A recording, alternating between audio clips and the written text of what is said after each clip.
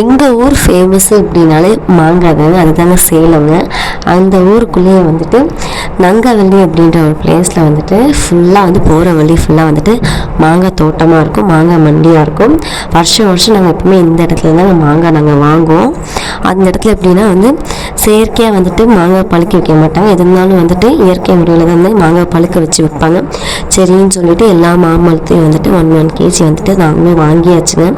Taste வந்து சூப்பராக இருக்கும். குழந்தைங்க வந்து இந்த மாம்பழத்தை வந்துட்டு விரும்பி சாப்பிடுவாங்க. அதுவே செயற்கை முறையில் பழுக்க வச்சுருந்தா அதோடய டேஸ்ட்டும் வந்துட்டு வேறு மாதிரி இருக்கும். அது ஒரு மாதிரி சீக்கிரமாக அழுகி போயிட்ட மாதிரி இருக்கும். ஆனால் இந்த மாதிரி மாம்பழம் வந்து சீக்கிரமாக அழுகாதுங்க.